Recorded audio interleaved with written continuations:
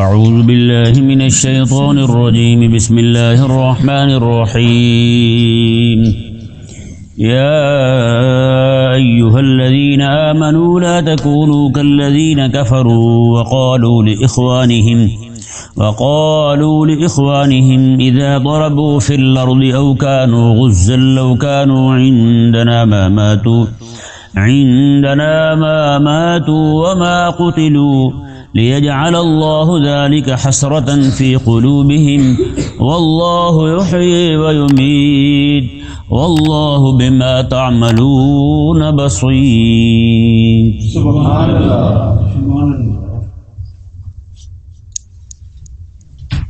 ان آیات مبارکہ میں اللہ تبارک و تعالی نے اپنے کلام کا روح سخن منافقین کی طرف رکھا اور اہل ایمان کو ان کی تربیت فرمائی، تنبیہ فرمائی، کیونکہ کریم آقا صلی اللہ علیہ وآلہ وسلم جب غزوہ احد کی طرف تشریف لے جانے لگے تو عبداللہ بن ابی جو منافقین کا سردار تھا، اس نے کریم آقا صلی اللہ علیہ وآلہ وسلم کی بارگاہ میں یہ کہا کہ آپ جو ہے مدینہ منورہ میں ہی رہیں اور یہیں رہ کر دفاع کریں. آقا علیہ السلام کی منشا بھی شروع میں یہی تھی.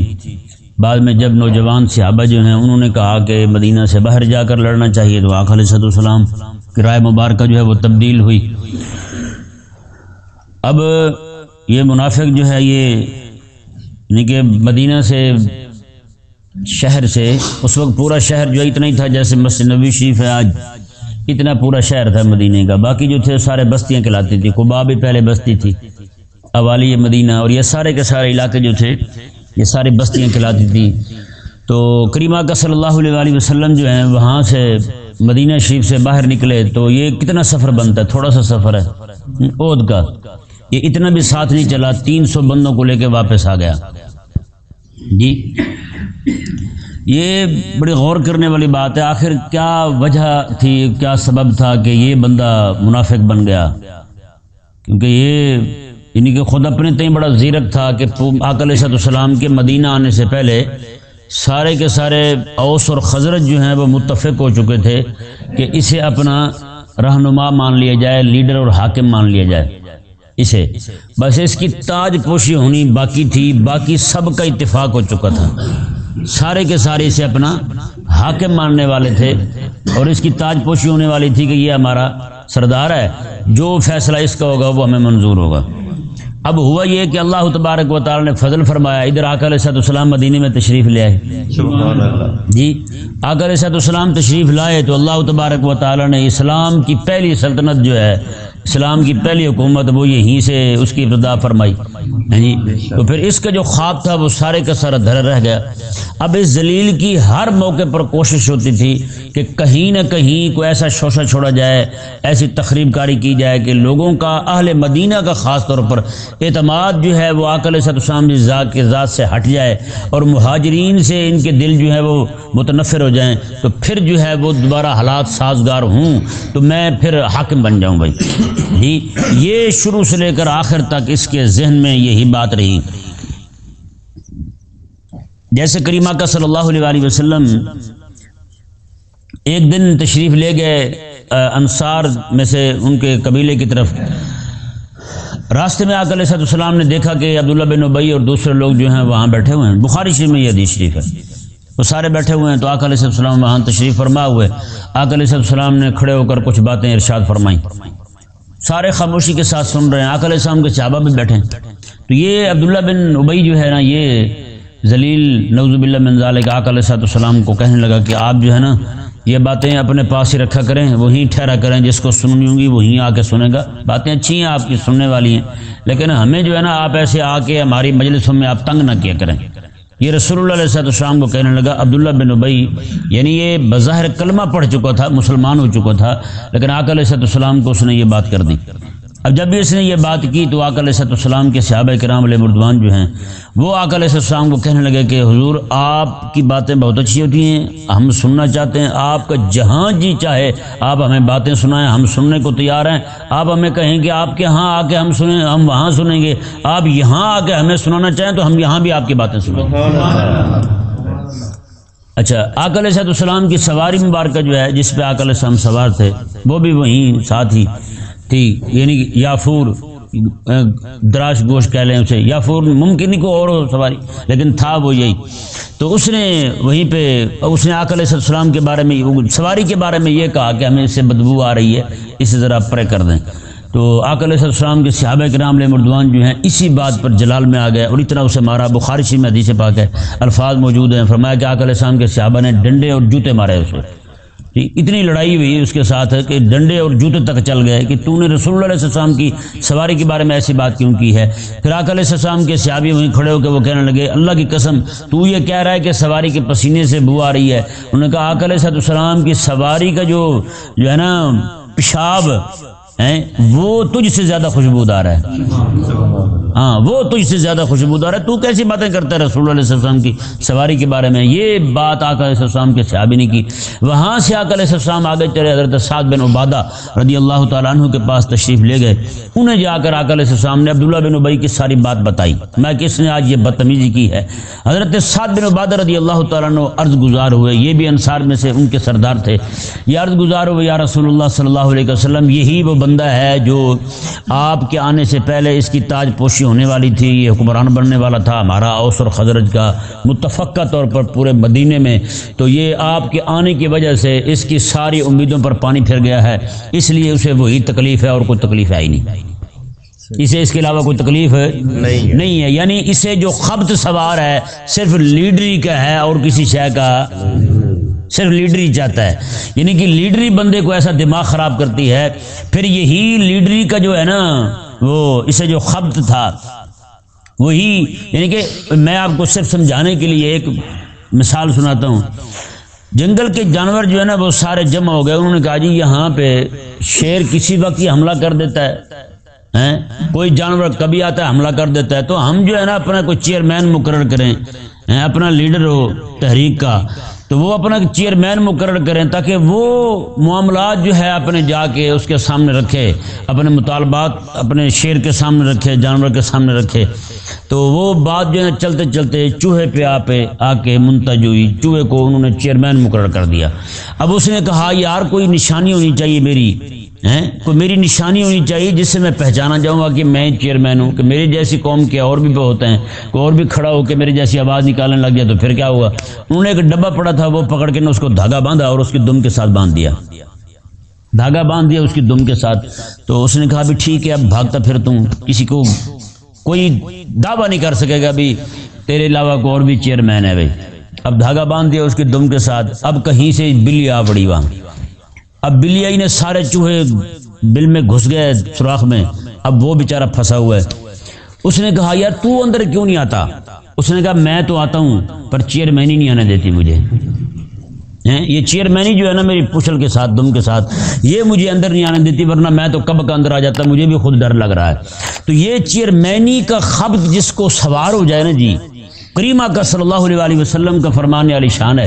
آقا علیہ السلام نے ارشاد فرمایا کہ دو بھوکے بھیڑیے وہ جانوروں کے بکریوں کے بھیڑوں کے ریوڑ میں چھوڑ دیے جائیں، اتنا نقصان وہ بھی نہیں کریں گے جتنا نقصان تمہارے دین کا دو لیڈری کے بھوکے حکمران کریں گے. دو لیڈری کے بھوکے بندے تمہارے دین کا جتنا نقصان کریں گے نا اتنا نقصان کریم آقا علیہ السلام نے فرمایا دو بھوکے بھیڑیے جو ہیں وہ بھی تمہارے جانوروں کا بکریوں کا بھیڑوں کا نہیں کریں گے جتنا یہ لوگ تمہارے دین کا کریں گے. اب آپ ذرا خود اندازہ لگائیں ہمارے ملک کے اندر جب سے پاکستان بنا ہے، ہمارے جہاں ایک پارٹی جو ہے وہ حزب اقتدار ہوتی ہے، ایک حزب اختلاف ہوتی ہے، ٹھیک ہے، ایک کو حکومت کہتے ہیں ایک کو اپوزیشن کہتے ہیں. دونوں جماعتیں جو ہیں انگریزوں کے ہاں جا کے ہم اپنے دین پر حملہ زیادہ کریں گے، مہربانی کریں ہمیں آنے دیں، ہم دین پر جیسے آپ کہیں گے ویسے ہم کریں گے. وہ کہیں جی سپیکر پہ اذان پہ پابندی لگا دیں کہ ہم لگا دیں گے. انہوں نے کہا جی فلانا بل جو ہے حرام کاری کا آپ پاس کر دیں، انہوں نے کہا پاس کر دیں گے. انہوں نے کہا ناموس رسالت کا مسئلہ جو ہے اسے وہ جو قانون تمہارے ہاں بنا ہوا اسے بے اثر کر دیں. انہوں نے کہا جی ہم کر دیں گے، آپ مہربانی کریں ہمیں بنا دیں. اب بتائیں بھائی یہ لیڈری کے بھوکے جو ہیں دین پہ حملہ آور ہو چکے نہیں ہو چکے؟ آج 70 سال سے زائد عرصہ ہو گیا یہ دین پہ حملے کر رہے ہیں. یہی لوگ ہیں لیڈری کے بھوکے ہیں. وہ بھی لیڈری کا بھوکا تھا عبداللہ بن ابی، کتنا بڑا نقصان کیا اس نے، 300 بندے عہد کی طرف جاتے ہوئے واپس لے کے آ گئے۔ اب غزوہ بنی مستلق میں جب آقا علیہ السلام وہاں تشریف فرمائے، 2 بندے آپس میں لڑ پڑے جی، 2 بندے لڑ پڑے، ایک انصاری تھا ایک مہاجر تھا، ان دو آپس میں 2 بندے تھے ایسے لڑ پڑے۔ اب ان کی لڑائی جو ہے وہ ختم ہی ہو گئی۔ کتنی بڑی لڑائی، 2 بندے لڑے، کیا لڑے وہ اور تھے بھی وہ مہاجرین اور انصار میں سے۔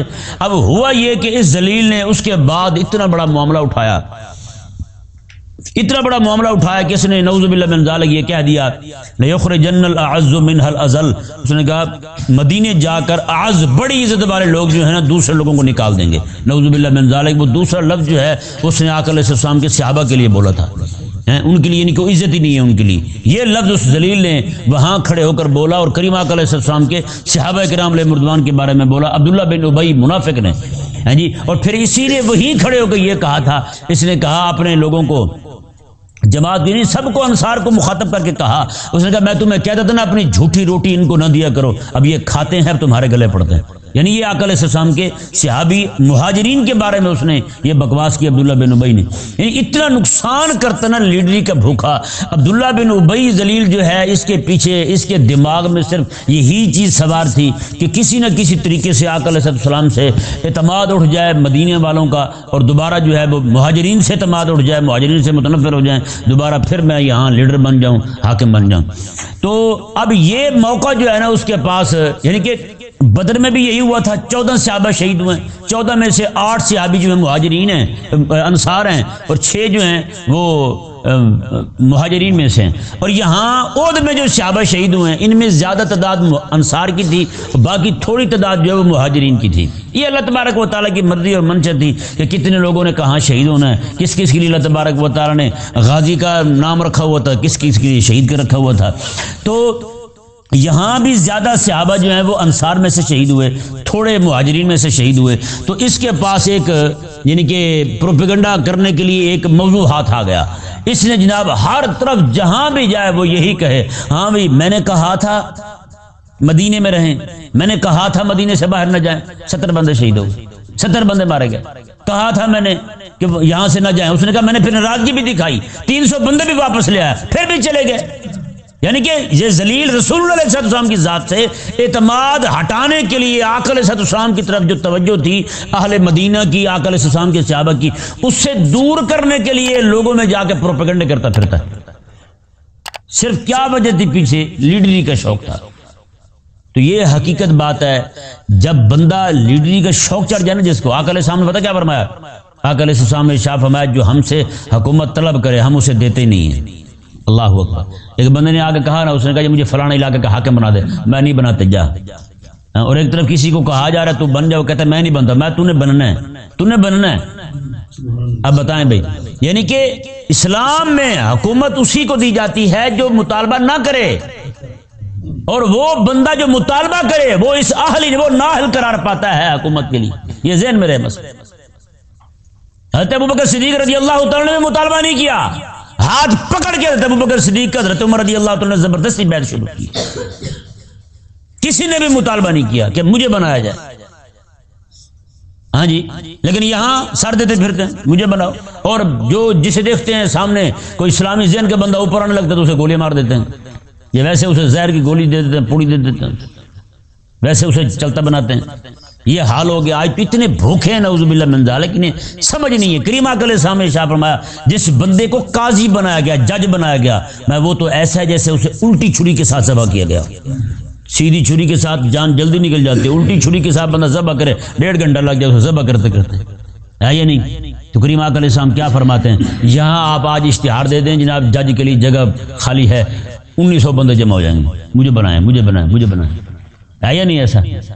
تو آج اصل میں معاملہ یہ ہے، لوگوں کے اندر خدا تعالیٰ کا خوف نہیں رہا، انہیں یہ نہیں رہا یار فیصلہ کرنا ہے میں نے، آخر کسی کا ناحق فیصلہ ہو گیا تو میں قیامت والے دن رب تعالیٰ کو کیا جواب دوں گا۔ صرف ایک کوڑا کم لگانے کی وجہ سے ایک قاضی نے، آقا علیہ السلام نے کہ قاضی جو ہے وہ ایک کوڑا کم لگائے گا کسی کو، اللہ تبارک و تعالیٰ صرف ایک کوڑا کم لگانے کی وجہ سے اسے جہنم ڈال دے گا، ایک کوڑا کم لگانے کی وجہ سے، اور ایک بندہ ایک کوڑا زیادہ لگائے گا، ایک کوڑا زیادہ لگنے کی وجہ سے بندہ جہنم چلا جائے گا۔ تو بتائیں آج جن قاضیوں کے ججوں کے فیصلوں کی وجہ سے لوگ جو ہیں پوری پوری زندگیاں غریبوں کی جیلوں میں گزر گئی ہیں، ان کا کیا بنے گا قیامت والے دن؟ ان کا کیا بنے گا قیامت والے دن؟ بتائیں۔ آج 1.5 لاکھ سے زیادہ جو ہے نا وہ کیس پینڈنگ میں پڑے ہوئے ہیں صرف ہماری اسی عدالت کے. بتائیں لوگ ایسے پڑے ہوئے ہیں جیلوں میں پڑے ہوئے ہیں, کوئی ان کا پرسان حال نہیں, کوئی پوچھنے والا نہیں ہے. بیچارے ان کے بچے رل گئے, ان کی عورتیں جو ہیں وہ پیچھے پڑی جناب وہ برباد ہو گئی, ضائع ہو گئی ہیں, ان کے ماں باپ جو ان کی ہڈیاں ضائع ہو گئی, کوئی پوچھنے والا نہیں ہے. ان کو کیا بنے گا ان کا بتائیں. تو پیارے اور محترم بھائیو, یہ لیڈری کا جو شوق ہے نا یہی یعنی کہ نفاق اور منافقت تک لے جاتا ہے. جیسے اس منافق نے کیا تھا, آقا علیہ السلام کے خلاف کھڑا ہو گیا, دین کے خلاف کھڑا ہو گیا, غزوہ احد سے واپس لے آئے بندے, بنو مستلق میں اس نے جناب اس طرح کی حرکتیں کی. تبوک جاتے ہوئے آقا علیہ السلام جب جا رہے تھے اس وقت بھی بڑی اس نے منافقتیں کی. جگہ جگہ پہ یہ صرف لیڈری کا شوق تھا, اور یہی چیز جو ہے نا اس لیے اسے رئیس المنافقین کہا جاتا ہے, منافقوں کا سردار ہیں جی. آج ہمارے دور کے لوگ جو ہیں وہ صرف اپنے لیڈری کے لیے کیا کیا کرتے پھرتے ہیں, قوم کو برباتے پھرتے نہیں برباتے پھرتے. بتائیں بھائی, یہ وہی بندہ ہے نا جو آج سڑکوں پہ بیٹھا ہے. 2 سال پہلے اسی کا بیانیہ تھا کہ جناب سڑکوں پہ آ جائیں گے آپ, لوگوں کی غریبوں کی روٹی بند ہو جائے گی, مزدور کی روٹی بند ہو جائے گی. آج وہی روڈ پہ بیٹھا ہے یا نہیں؟ کل تک جسے ادارے اچھے لگ رہے تھے آج وہ اداروں پہ بھونک رہا ہے, آج وہ اداروں کو گالیاں دے رہا ہے, آج منافق کہہ رہا ہے انہیں کیا سے کیا کہہ رہا ہے. اور بے وقوف اور پاگل تو قوم ہے نا, جو اس وقت وہ کہہ رہا تھا کہ کتا حلال ہے تب بھی ساتھ کھڑی تھی, آج وہ کہہ رہا ہے کتا حرام ہے تو تب بھی قوم ساتھ کھڑی ہے. لوگ ہی پاگل ہیں نا, اور انہی کو کہتے ہیں یہ قوم یوتھ ہے اور یہ بڑی انٹیلیجنٹ قوم ہے. کون سی انٹیلیجنٹ قوم ہے بھائی, کیا ہے ان کے پاس؟ انہیں اتنی عقل موت نہیں ہے کہ ان کا لیڈر اور رہنما جو ہے ایک دن یعنی کہ کہہ رہا ہے کہ کوا کالا ہوتا ہے وہ کہتے ہیں ہاں کالا ہوتا ہے, ایک دن کہہ رہا ہے کوا سفید ہوتا ہے کہتے ہیں ہاں سفید ہوتا ہے. جنہیں اتنا تک فرق نہیں آتا وہ قوم کون سی سمجھدار ہے اور دانا ہے یار بتائیں.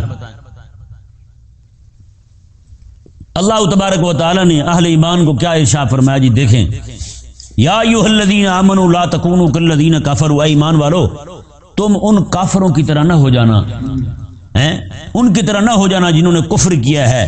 وقالوا لاخوانہم اذا ضربوا فی الارض او كانوا غزا لو كانوا عندنا ما ماتوا او وما قتلوا, جب وہ زمین کی طرف چلے یا انہوں نے جہاد کیا, غزوہ کیا, انہوں نے جہاد کیا, غازی بن گئے, لو كانوا عندنا تو انہوں نے کہا کہ یہ وہ صحابہ کرام مردوان جو مدینہ سے احد گئے تھے وہاں شہید ہوئے, تو منافقین نے یہ کہا, انہوں نے کہا جی اگر نہ جاتے ہماری بات مان لیتے تو نہ مرتے نہ شہید ہوتے. اللہ تعالیٰ نے کیا ارشاد فرمایا, لو کانوا عندنا, اگر یہ ہمارے پاس ہی رہتے مدینہ ہی رہ جاتے نہ جاتے وہاں تو ما ماتو, ان کو موت ہی نہ آتی, وما قتلوا, اور نہ ہی یہ قتل کیے جاتے, یعنی یہ موت سے بچ جاتے, قتل سے بچ جاتے. اگر ہماری مان لیتے دیکھو ہم بیٹھے رہے ہیں, بچ نہیں گئے ہم ہیں, بالکل خاموشی کے ساتھ خوشی کے ساتھ بیٹھے ہوئے ہیں, ہمیں تو کچھ نہیں ہوا بھائی.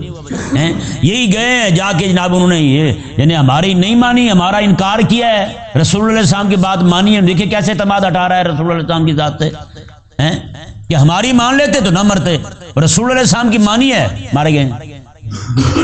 نعوذ باللہ من ذالک, یہ منافقوں کی بولی ہوتی ہے. اب اللہ کیا فرماتا ہے, اللہ اکبر, اللہ تعالیٰ فرماتا ہے لیجعل اللہ ذالک حسرۃ فی قلوبہم, اللہ تعالیٰ نے فرمایا ہم لے ہی ان کو اس لیے گئے ہیں تاکہ تمہارے دلوں میں تکلیف رکھے رب. لیجعل اللہ ذالک حسرۃ فی قلوبہم, تاکہ تمہارے دلوں میں رب حسرت رکھ دے, ہائے یہ کیا ہو گیا, ہائے مر گئے یہ کیا ہو گیا, یہی کہتے رہو تم. اللہ تبارک و تعالیٰ نے فرمایا یہ ہوا اس لیے گئے ہیں یہاں سے تاکہ تمہارے دلوں کے اندر کڑھن رہے, تم کڑتے رہو جلتے رہو تم. اللہ تبارک و تعالیٰ نے فرمایا تمہیں یہ سمجھ نہیں آتی, واللہ یحیی و یمیت, زندگی دینے والا موت دینے والا اللہ ہی ہے. پھر تم کیسے کہتے ہو جناب نہ جاتے تو بچ جاتے, یہ ہو جاتا تو وہ ہو جاتا ہے یا نہیں. آج بھی کہتے ہیں فلانے ڈاکٹر کی پھکی نہ کھاتے تو بالکل ٹھیک نہ ہوتے, فلانے کے پاس لے جاتے تو بندہ بچ جاتا کبھی نہ مرتا. بھائی رب تبارک و تعالیٰ واللہ یحیی و یمیت, رب تبارک و تعالیٰ کیا فرماتا ہے, میں وہ اسباب تو ویسے ظاہری ہیں, حقیقت میں موت اور حیات تو میرے ہاتھ میں ہے. واللہ یحیی و یمیت, میں وہ تو میرے ہاتھ میں, میں دیتا ہوں, جب آتی ہے وہ اسی وقت آتی ہے, جب بندے نے نہ مرنا ہو تو وہ نہیں مرتا. گولی جس کی بنی ہے, جس کے لیے بنی ہے وہ اسی کو لگے گی, اس کی گولی کسی اور کو نہیں لگ سکتی, اور کسی اور کی اس کو نہیں لگ سکتی, اس کی اس کو ہی لگے گی, وہ چاہے جہاں بھی لگے. اللہ تبارک و تعالیٰ نے ارشاد فرمایا واللہ بما تعملون بصیر, اللہ تبارک و تعالیٰ تمہارے تمام اعمال کو دیکھنے والا ہے. اللہ تعالیٰ تمہارے تمام اعمال کو دیکھنے والا ہے. تم جو بھی کر رہے ہو نا, اصل میں وہ باتیں یہ کر رہے تھے خیر خائی والی, کون سی کر رہے تھے؟ خیر خواہی والی. بظاہر بھی ان کے دل میں بڑی تکلیف ہے جو صحابہ شہید ہوئے ہیں, بڑی تکلیف ہے ان کے دلوں میں, بڑے دکھ ہے کہ یار نہ جاتے تو نہ شہید ہوتے ہیں, تکلیف کا اظہار کر رہے ہیں. اللہ تبارک و تعالی نے فرمایا واللہ بما تعملون بصیر, تمہارے جو اندر کی باتیں ہیں نا, تم میرے حبیب سے لوگوں کا اعتماد ہٹانا چاہتے ہو, میں وہ دیکھ رہا ہوں. ہاں واللہ بما تعملون بصیر, فرمایا کہ اللہ تعالیٰ تو وہ دیکھ رہا ہے. ہاں اصل تمہارا مقصد کیا ہے, پیچھے مشن کیا ہے, تم جو خیر خائی کی باتیں کر رہے ہو. اللہ تبارک و تعالی نے ارشاد فرمایا بالا ان قتلتم فی سبیل اللہ, مگر اگر تم اللہ کی راہ میں قتل کر دیے جاؤ, او متم, یا اللہ کی راہ میں مر جاؤ, یا ویسے مر جاؤ تم, تو فرمایا کہ اللہ تعالیٰ کی راہ میں مر جاؤ, اس کے دین کے غلبے کے لیے کام کرتے مر جاؤ. لمغفرۃ من اللہ ورحمہ, فرمایا کہ ضرور بھی ضرور اللہ تعالیٰ کی طرف سے بخشش ہے اور رحمت ہے. خیر مما یجمعون, اس سے بہتر ہے جو کچھ تم جمع کر رہے ہو, اس سے بہتر ہے جو کچھ تم جمع کر رہے ہو. یہ آیت مبارکہ دیکھیں جی, بڑی واجب الغور ہے اس کا ایک حصہ. اللہ تبارک و تعالیٰ نے ارشاد فرمایا کہ تم قتل کر دی جاؤ اللہ کی راہ میں, یا تم اللہ تعالیٰ کی راہ میں مر جاؤ جی, تو یہ ضرور بخشش ہے اللہ تعالیٰ کی طرف سے اور رحمت ہے اللہ تعالیٰ کی طرف سے. اور جو کچھ رب تعالیٰ کی طرف سے بخشش اور رحمت, یہ دو چیزیں تمہیں مل رہی ہیں نا, یہ دو چیزیں جو اللہ تعالیٰ کی طرف سے تمہیں مل رہی ہیں, تو میں یہ اس سے بہتر ہیں جو کچھ تم مال جمع کر رہے ہو, جو کچھ تم مال جمع کر رہے ہو, یا پھر زندگی کے کچھ ایام ان دونوں چیزوں سے, موت سے اور شہادت سے بچ کر جو تم زندگی کے ایام مزید جمع کر لو گے, یہ اس سے بھی بہتر ہے کہ اللہ تعالیٰ کی راہ میں تم مارے جاؤ. سمجھ آئے مسئلہ؟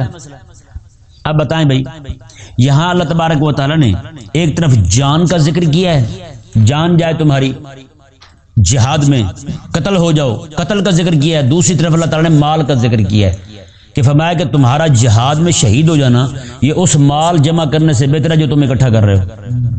کہ نہیں سمجھ آیا؟ اب ایک آیت مبارکہ قرآن کریم میں اور ہے, وہ اللہ تعالیٰ نے ارشاد فرمایا جب تمہیں اللہ تعالیٰ کا فضل اور رحمت مل جائے جی, تو فلیفرحوا, تو مومن خوشیاں منائیں, مومن خوشیاں منائیں. ہو خیر مما یجمعون, یہ اس سے بہتر ہے جو جمع کر کے رکھتے ہیں. یہ آیت مبارکہ مطلقاً ہر طرح کی خوشی ملنے پر اللہ تبارک و تعالیٰ نے فرمایا کہ تم خوشی مناؤ, خوشی کا اظہار کرو, خوشی کا اظہار کرو. تو ہمارے جو مولوی ہیں خطیب حضرات, انہوں نے یہ آیت مبارکہ صرف میلاد کی جھنڈیاں لگانے اور مولویوں کو روٹی کھلانے پر رکھی ہوئی. کہ نہیں سمجھ آیا مسئلہ؟ وہ کہتے ہیں صرف میلاد کی جھنڈیاں لگانا اور یہ باہر لاکھوں روپیہ بہا دینا یہ اس کے لیے ہے بس, یعنی انہوں نے پڑھنی جب میلاد پر ہے آیت اور کسی موقع پر پڑھنی نہیں, تو قوم کا ذہن کیا بننا ہے بھائی, وہ تو ہے ہی. اس لیے بھائی میں نے کہا صرف جھنڈیاں لگانا اور یہ چیزیں کرنا جو ہے نا, یہ خیر مما یجمعون, یہ صرف اسی کے لیے نہیں ہے, بلکہ جہاد میں جان دینا بھی خیر مما یجمعون کے تحت آ رہا ہے. یہ بھی رب تبارک و تعالیٰ نے فرمایا ہے. قوم نے صرف آسان راہ ڈھونڈ لیا ہے, بس جھنڈیاں لگائیں اور جناب جھنڈے لگائے اور ادھر جلوس نکالے چار. اب تو خیر اللہ رحم ہی کرے, جو بھی مولوی بالغ ہوتا ہے نا اپنے پیر کا جلوس شروع کر دیتا ہے, جو بھی مولوی بالغ ہوتا ہے نا اپنے پیر کا جلوس شروع کر دیتا ہے. اب نعوذ باللہ من ذالک, آپ کو حیرانگی ہوگی, اتنے جلوس شروع ہو گئے, غوث پاک کا علیحدہ جلوس شروع ہو گئے میلاد کا. مولوی سارے جو بھی مولوی فارغ بیٹھے نا, پاگل کے بچے جن کو کوئی کام ہی نہیں ہے دین کا, جن کے دل میں درد ہی نہیں ہے دین کا, انہوں نے جلوس شروع کر دیے سارے. غوث پاک کا جلوس شروع ہو گئے اور ہر پیر کا جلوس شروع کر دیا انہوں نے.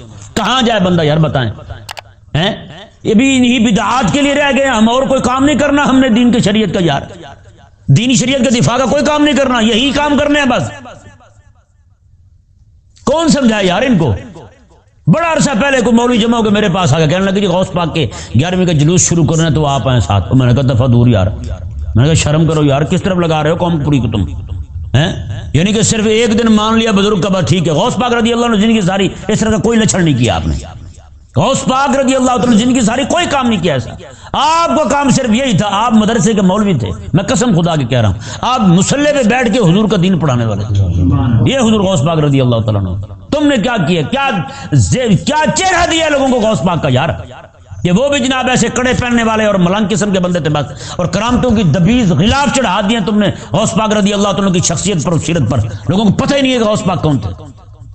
غوث پاک رضی اللہ تعالیٰ وقت کے عظیم مجاہد تھے آپ, اور بہت بڑے عالم تھے, بہت بڑے مفتی تھے, بہت بڑے قاری تھے آپ. آپ صبح صبح آپ کی جناب جو درجے لگتے تھے آپ کے اسباق کے، ان میں تجوید کا بھی سبق ہوتا تھا، صرف کا سبق ہوتا تھا، نحو کا سبق ہوتا تھا، علم معانی کا، بیان کا، بدیع کا سبق ہوتا تھا، اس میں حدیث کا سبق ہوتا، اصول حدیث کا سبق ہوتا، فقہ کا سبق ہوتا، اصول فقہ کا سبق ہوتا تھا، ہیں جی، اور تفسیر بیان ہوتی تھی، اصول تفسیر بیان ہوتی تھی، اور اس کے بعد بڑے بڑے اجلہ علماء آ کے اپنے مسائل آپ سے حل کروایا کرتے تھے۔ غوث پاک تو وہ تھے یار، تم نے کیا کیا؟ صرف جلوسوں پہ رکھ دیا غوث پاک رضی اللہ تعالیٰ کو، پوری تاریخ ان کی، پوری سیرت ان کی تم نے بدلی کر دی ہے پکڑ کے یار۔ کچھ تو خدا کا خوف کرو یار۔ ہر پیر کے جلوس شروع ہو گئے، ہر مولوی کے جلوس شروع ہو گئے، ہر بندے نے جناب جس کا بھی ذہن بنتا ہے بس جناب شروع۔ میں حقیقت کہہ رہا ہوں، ان جلوسوں کو نکالنے والے، ان کو شروع کرنے والے یہی پاگل قسم کے مولوی ہیں جن کا کوئی کام ہی نہیں ہے دین کے لیے۔ یعنی کہ آپ ان کو دیکھ لیں کہ بس وہ فارغ بیٹھے ہوئے ہیں، انہیں پتہ ہے بھائی یار چلو اس طرف قوم کو لگائیں، چلو 4 تقریریں مل جائیں گی، 2 پروگرام مل جائیں گے، چلو اس طرح بندے کا روٹی دھندا چل جائے گا، بس یہی کاموں کے لیے انہوں نے رکھا ہوا پوری قوم کو۔ اب جنہوں نے جو ایک پوری کھیپ تیار کی ہے نقیب قسم کی نعت خانوں کی، اب وہ نعت خان اور نقیب جو ہیں سیدھے صحابہ کی گستاخیاں کر رہے ہیں، صحابہ کرام علیہ مردوان کی گستاخیاں کر رہے ہیں۔ اب یعنی نقیب جو ہیں وہ بھی فیصلے کرتے پھرتے ہیں علماء کی باتوں کے، فلانے نے یہ کہہ دیا، تو علماء کو جناب کسی کو دجال کہہ رہے ہیں، کسی کو منافق کہہ رہے ہیں، کسی کو کچھ کہہ رہے ہیں، نقیب قسم کے بندے۔ یعنی کہ وہ لوگ جو ہے نعوذ باللہ، ابھی کچھ عرصہ 2-3 سال کی بات ہے، یہیں پہ اپنی گلی میں ساتھ 1-2 گلیاں چھوڑ کے محفل ہوئی تھی، ایک نعت خان آیا، میں حقیقت کہہ رہا ہوں، اس کے پاؤں میں نے دیکھے کوئی ہفتہ 1.5 ہفتہ ہوگا تو اس نے پاؤں نہیں دھوئے تھے، پاؤں نہیں دھوئے تھے اس نے، ورک شاپ میں کام کرتا تھا، وہی ساری کالک لگی ہوئی ہے، تیل لگا ہوا اس کے پاؤں کو، ویسے جناب وہ آ گیا، نعت اس نے پڑھی، لوگوں نے وہ پیسے پھینکے، انہوں نے کہا واہ واہ، انہوں نے کہا اس سے بڑا عاشق رسول ہی کوئی نہیں۔ اب بتائیں یار کیا کریں گے؟ نعت خان جو اس نے سر لگا لگا کے ایک رات کے 50-50 ہزار روپے لیا، ان کو جناب یہ سونے کے تاجوں کے ساتھ اور چاندی کے تاجوں کے ساتھ ان کی تاج پوشی ہو رہی۔ بتائیں یار کیا کیا اس نے؟ اس نے گلے کی کمائی کھائی ہے، اس نے پوری قوم کو بدھو بنایا، اس نے کس سلے میں اسے تم یہ سارے انعامات تو نوازشات کر رہے ہو؟ اس پر تمہیں مدرسے میں بیٹھا ہوا بیچارہ 8-10-12 ہزار 20 ہزار روپے تنخواہ لینے والا شیخ الحدیث بیچارہ، تمہیں وہ نظر نہیں آیا جس نے زندگی ساری داڑھی سفید کر دی ہے حضور کی حدیث پڑھاتے ہوئے، تم جا کے اس کی خدمت کر دیتے؟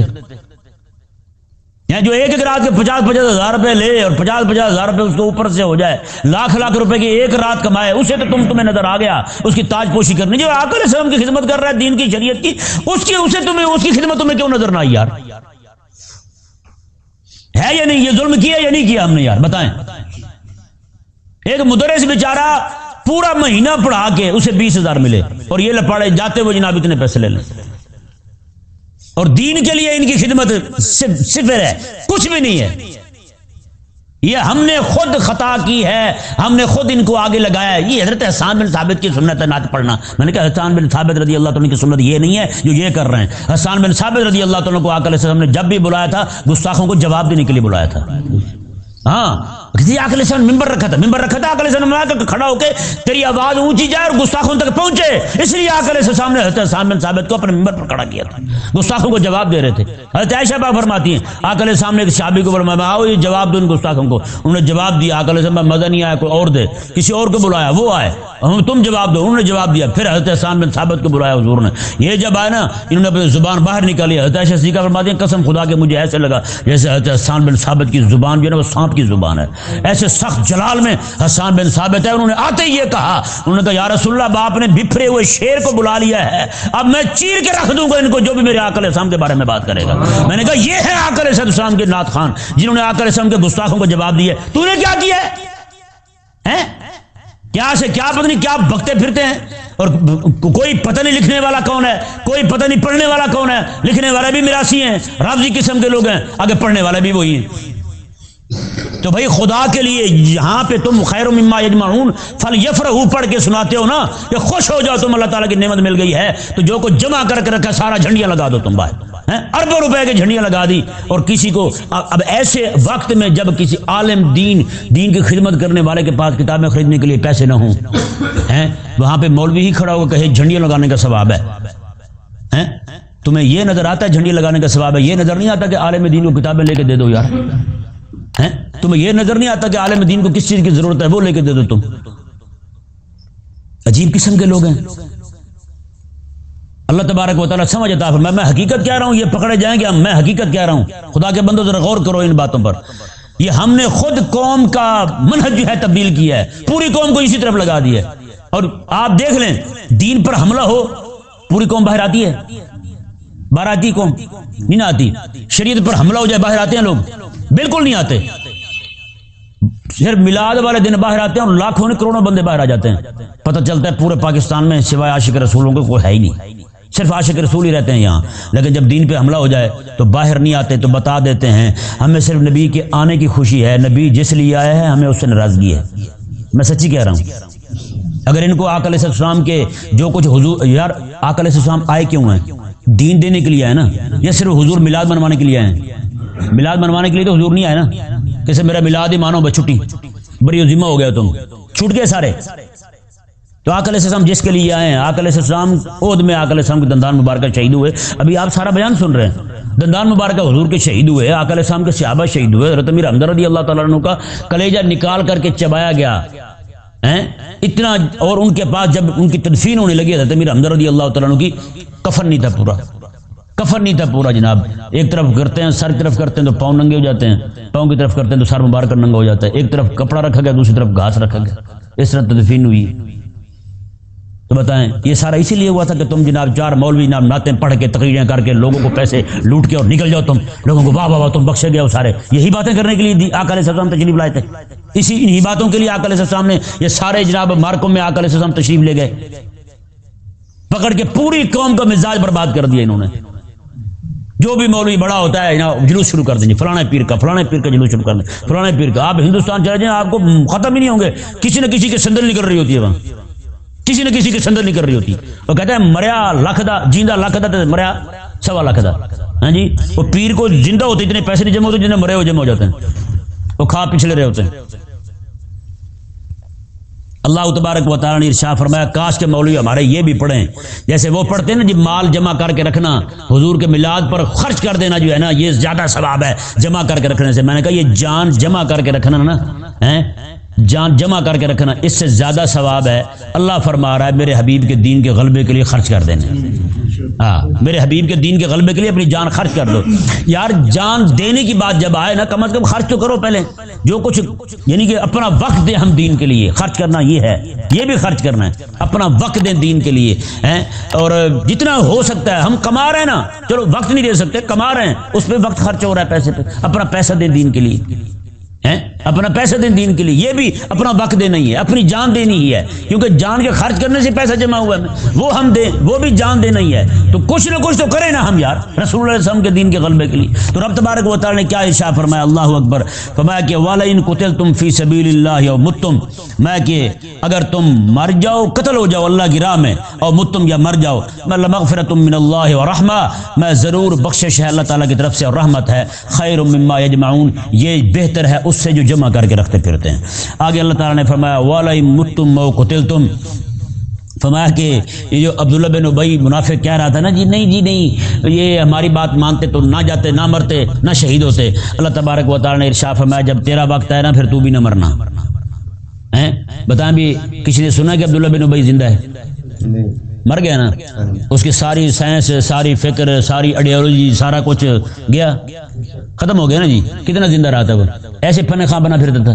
تو اللہ تبارک و تعالیٰ نے ارشاد فرمایا وَلَئِن مُتُّمْ أَوْ قُتِلْتُمْ، میں اگر تم مر جاؤ یا پھر تم قتل ہو جاؤ، لَإِلَى اللَّهِ تُحْشَرُونَ، تو ضرور بالضرور اللہ تعالیٰ کی بارگاہ میں تمہیں جمع کیا جانا ہے، تم سارے جمع کیے جاؤ گے تو وہاں ساری باتیں کھل جائیں گے۔ تم آج کہتے پھرتے ہو جی شہید عہد میں کیوں گئے، ہماری بات مان لیتے تو شہید نہ ہوتے، آج تو نعوذ باللہ لوگوں کا اعتماد رسول اللہ علیہ وسلم سے بارگاہ سے آقا علیہ السلام کی طرف سے ہٹانے کے لیے کوششیں کر رہا ہے۔ میں اللہ تعالیٰ نے فرمایا میری بارگاہ میں تو آنا ہی آنا ہے سب نے، اس وقت سارا پتہ چل جائے گا تمہیں۔